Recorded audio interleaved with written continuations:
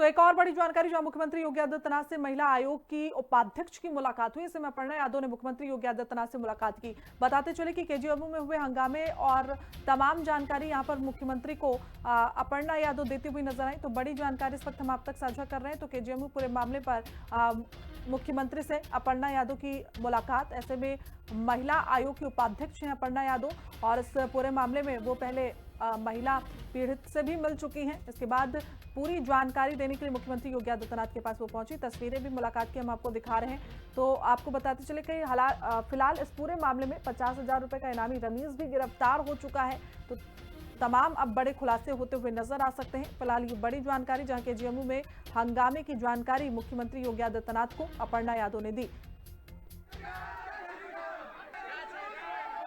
तो धर्मांतरण मामले के बाद जिस तरीके से बीसी ऑफिस के बाद प्रदर्शन किया गया, तमाम तोड़फोड़ की गई, और ऐसे में एफआईआर भी दर्ज हो चुकी है अपर्णा यादव समेत 50 आरोपियों पर। और ज्यादा जानकारी के साथ हमारे सहयोगी लालचंद हमारे साथ जुड़े हुए, उनका रुख कर लेते हैं। लालचंद, क्या कुछ अपडेट नजर आ रही है इस वक्त?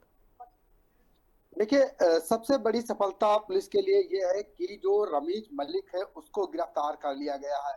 जिस तरीके से लखनऊ में जहां पर वो रह रहा था किराए के मकान में, जो हुसैनाबाद में है मुमताज कोर्ट, वहां से उसको गिरफ्तार किया गया है, क्योंकि वहां पर कुर्की की नोटिस पहले ही पुलिस ने चस्पा की थी। लेकिन बताया जा रहा है कि वो कुछ सामान निकालने के लिए आया था, जिसके दौरान मुखबिर की सूचना पर उसको गिरफ्तार किया गया है। यानी कि एक बड़ी सफलता कही जा सकती है कि जिस तरीके से केजीएमयू के लखनऊ में जो लव जिहाद और धर्मांतरण का मामला सामने आया था, उसमें ये मुख्य आरोपी है और ये फरार चल रहा था। इसके ऊपर 50,000 रुपए का इनाम भी था। तो कहीं ना कहीं पुलिस के लिए एक बड़ी सफलता है, क्योंकि सिर्फ एक हिंदू लड़की का इसने जो है लव जिहाद धर्मांतरण नहीं कराया था, दूसरी रेजिडेंट डॉक्टर महिला के साथ उसने यौन शोषण किया था, उसके ऊपर धर्मांतरण का दबाव बना रहा था, ये आरोप लगे थे। जिसके बाद इस पूरे मामले का खुलासा हुआ और इसमें पुलिस ने एफआईआर दर्ज की और इसकी तलाश शुरू कर दी। फिलहाल ये लगातार फरार चल रहा था। ऐसे में 16-17 दिन के बाद इसको जो है पुलिस ने गिरफ्तार कर लिया है और अब इससे कड़ाई से पूछताछ की जाएगी।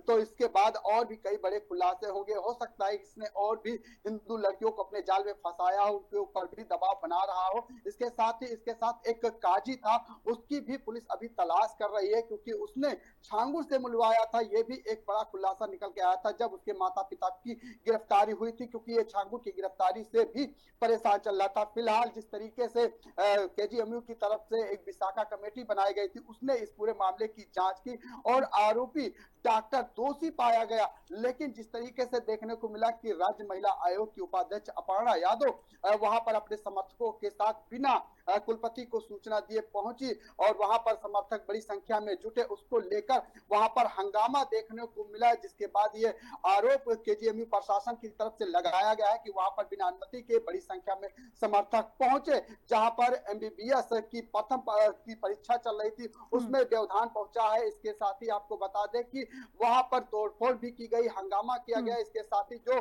कुलपति हैं उनका मोबाइल भी चोरी किया गया। इसके लेकर चौक कोतवाली में जो है तहरीर भी दी गई है। पुलिस ने मुकदमा दर्ज करने की बात कही है और इसमें अपर्णा सहित जो है 200 लोगों के ऊपर जो है एफआईआर दर्ज करने की बात कही गई है। फिलहाल जिस तरीके से वहां पर हंगामा हुआ, उसको लेकर कहीं ना कहीं केजीएमयू प्रशासन पूरी तरीके से यहाँ पर जो है सख्त कार्रवाई की मांग करता हुआ दिखाई दे रहा है। लेकिन इसी बीच देखने को मिलता है कि जो राज्य महिला आयोग की उपाध्यक्ष अपर्णा यादव, उन्होंने मुख्यमंत्री योगी आदित्यनाथ से भी मुलाकात की है और इस पूरे हंगामे की जानकारी दी है, ये सूत्र बताते हैं। इसके साथ ही जो घटना केजीएमयू में घटी थी उसकी भी जानकारी अपर्णा यादव ने दी है। फिलहाल सरकार इस पूरे मामले को गंभीरता से लेते हुए दिखाई दी थी और यही वजह है कि जो लव जिहाद और धर्मांतरण का मामला था, उसमें जो मुख्य आरोपी था डॉक्टर रमीज मलिक उर्फ रमीज, उसको जो है गिरफ्तार कर लिया गया है। अब पुलिस उससे कड़ाई से पूछताछ करेगी और माना जा रहा है कि इस गैंग में कौन कौन लोग हैं शामिल है, इसका भी खुलासा होगा और कितनी लड़कियों का इसमें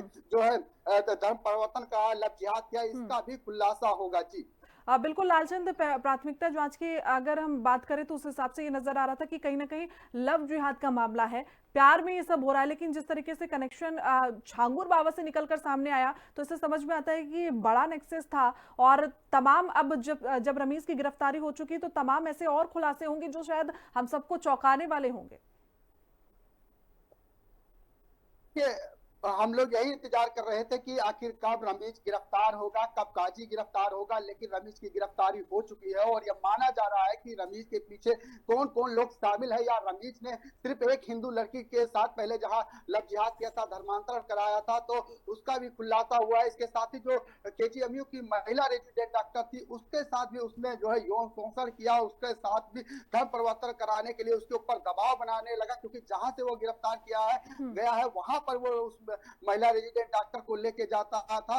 इसकी भी जानकारी निकल के सामने आई है। यानी कि यह माना जाए कि जिस तरीके से उसने दो लड़कियों की जिंदगी खराब की, हिंदू लड़कियों के ऊपर उसने यौन शोषण किया, उसके ऊपर धर्मांतर का दबाव बनाने लगा, इसको लेकर जो है खुलासा हुआ है। क्योंकि इसने जब केजीएमयू प्रशासन ने जो शाखा कमेटी बनाई थी उसमें जांच की, तो उसमें बताया गया कि उसने पहली शादी की भी बात छुपाई और दूसरे लड़की के साथ जो है यौन शोषण और शादी जो धर्मांतरण की दबाव की बात करें उसको भी छुपाया। इसको लेकर कई डॉक्टर भी जो केजीएमयू के वो भी संदिग्ध पाए गए हैं। उसकी भी जांच यहाँ पर विशाखा कमेटी करती हुई दिखाई दे रही है, उसका भी खुलासा होगा। क्योंकि यहाँ पर बड़ी संख्या में जिस तरीके से ये बताया जा रहा है कि उसने कई लड़कियों को जो है अपने प्यार के जाल में फंसाकर उनके ऊपर धर्म परिवर्तन कराने की बात सामने है, उसको लेकर भी अब पुलिस जांच करेगी। इसके साथ ही जिस तरीके से इसका जो धर्मांतरण का मास्टरमाइंड जो बलरामपुर से पकड़ा गया था छांगुर, उसकी गिरफ्तारी से ये परेशान था, तो यानी कि ये माना जाए उसके साथ भी इसका कनेक्शन हो सकता है। इसकी भी जांच पुलिस कर रही है। यहाँ तक कि इस जो खुलासा हुआ था उसकी जांच रिपोर्ट खुफिया एजेंसी को दी गई थी। खुफिया एजेंसी भी इस पूरे मामले में जांच करती हुई दिखाई दे रही है और यह माना जा रहा है कि इस गिरोह के पीछे सिर्फ रमीज मलिक ही नहीं है, इसके पीछे और भी लोग हैं जो जो इस गिरोह में शामिल है, जो इस तरीके के लव जिहाद और धर्मांतर के खेल में सम्मिलित है। और यह माना जा रहा है कि जब पुलिस अभी इसको गिरफ्तार कर लिया, इसको पूछताछ करेगी, इसको रिमांड पर भी लेगी, इससे पूछताछ की जाएगी, तो यह माना जा रहा है कि इस गिरोह में बिल्कुल कौन-कौन आजम, लोग कुल मिला के शामिल ये है। बड़ा नेक्सस है जिसको